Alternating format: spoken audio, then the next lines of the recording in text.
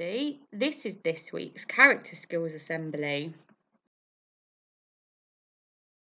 This week we're going to have a look at the character skill of relationships, and in particular we're going to focus on the word communication.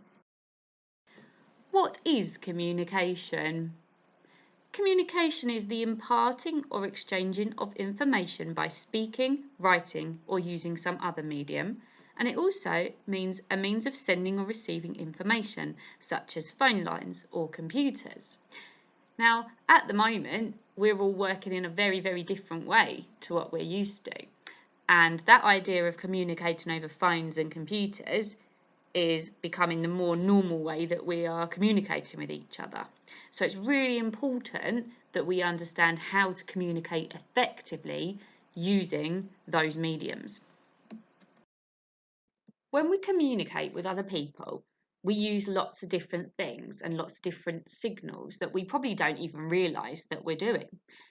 The way we communicate is with our spoken words. So if we're having a conversation to somebody face to face or over the telephone, we're speaking and they can hear what we're saying.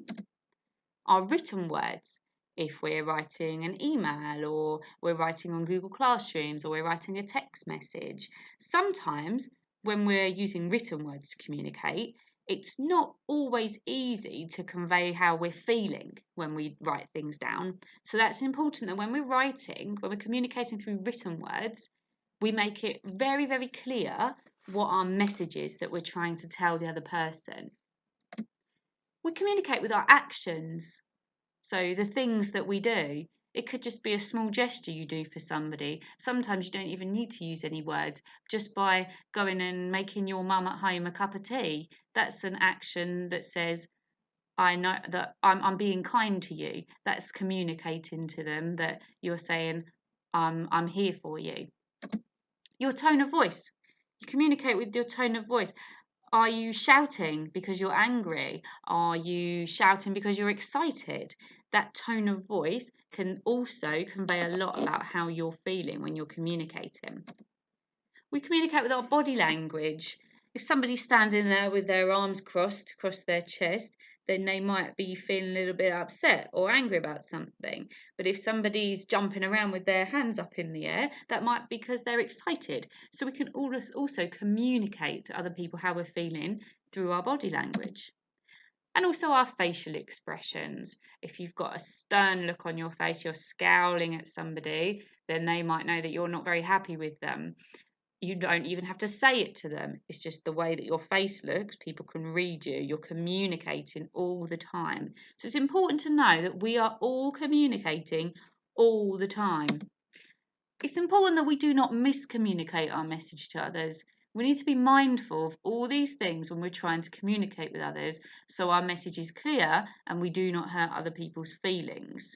Particularly if we're using that idea of written words. So if you're texting somebody, they might misread how you feel. And I've come across many cases where people in year 6, for example, have maybe sent a text message to somebody and it's been taken the wrong way and it hasn't been meant in that way, but somebody's read it in another way. So just be really, really careful about how you communicate, especially at the moment, because we're all using different devices to communicate on.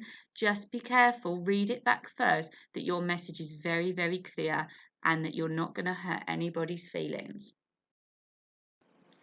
Which ways do we use to communicate with others? I'd like to pause the video here and think about how you communicate with others. Okay, now you've had some thinking time, I'm going to share my ideas with you.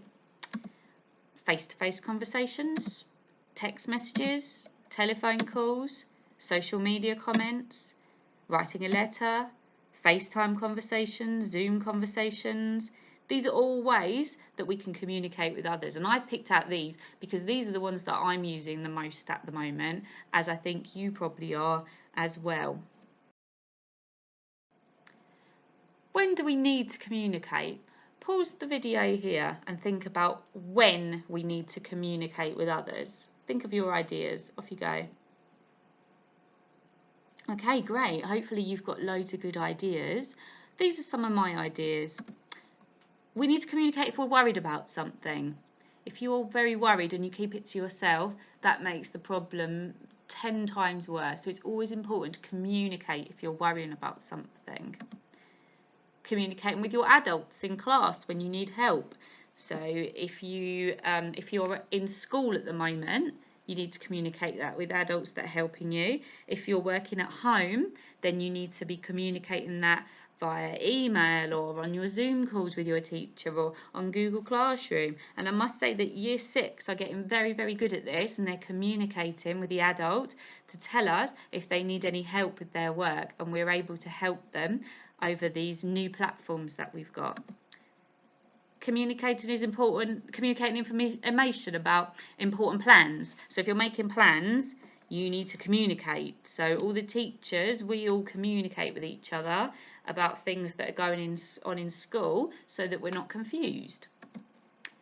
Communicating with your friends and family members. I think at the moment where we're not allowed to see people, it's really important that we use our other things like Zoom, FaceTime, WhatsApp groups, so that we can communicate with our friends and family members who we're perhaps not getting that physical connection with.